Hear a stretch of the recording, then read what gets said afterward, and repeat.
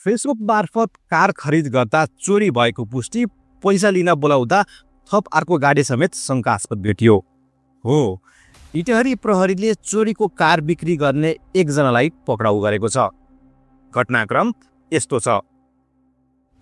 विराटनगरका रयुप श्रेष्ठले गत चैत्र 12 गते राइडर मनिष नाम गरेको फेसबुक आइडीको मार्केट प्लेस मार्फत सेतो रङको पोलो भोल्क्सवागन 2013 मोडलको 17C1821 नम्बरको सेकेन्ड ह्यान्ड कार खरिद गरे।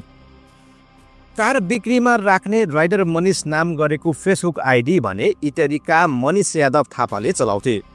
सुरुमा कारको दाम 9,50,000 तोकिएको थियो र अन्तिममा 7,50,000मा दामका मिलेर इटहरीको हलगडामा भेट भई 4 लाख बैना दिएर गाडी श्रेष्ठले लगे।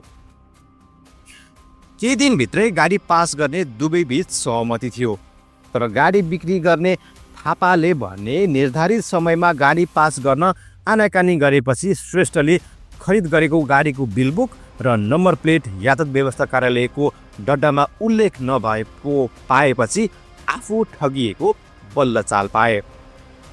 यातायात कार्यालयमा भएको अभिलेख र गाडीको नम्बर र बिलबुकको विवरण कुनै म्याच भएन।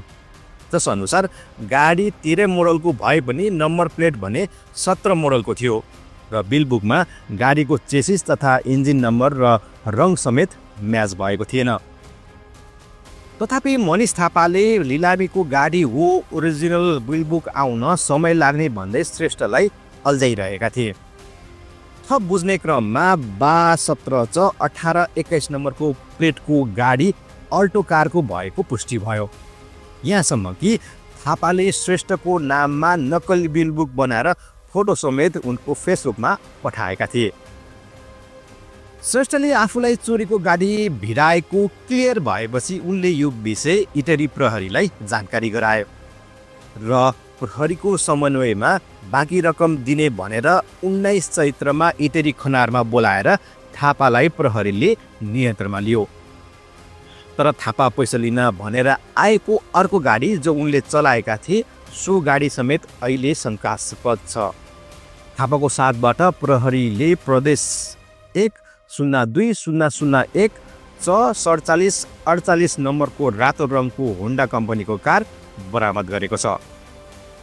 यता इलाका प्रहरी कार्यालय इटहरीले थापासँग बरामद भएको प्रदेश 102-001 C नम्बरको रातो रङको होन्डा कम्पनीको कारको विवरण यातायात कार्यालयसँग मागेको जनाइएको छ र श्रेष्ठलाई बिक्री गरिएको सेतो गाडी भने चोरी भएको इलाका प्रहरी कार्यालयले पुष्टि गरिसकेको छ।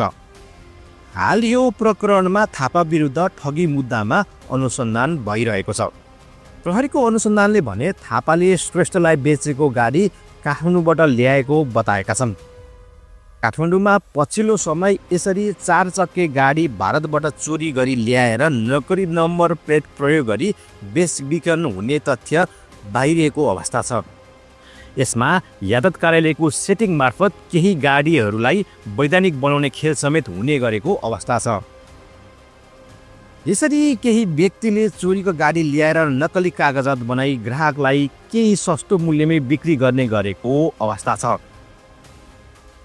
त्यसरी गाडी किन्ने उपभोक्तालाई आकस्मिक रूपमा लाभ भए पनि कालान्तरमा चोरीका गाडीले समस्या अवश्य पार्नेछ।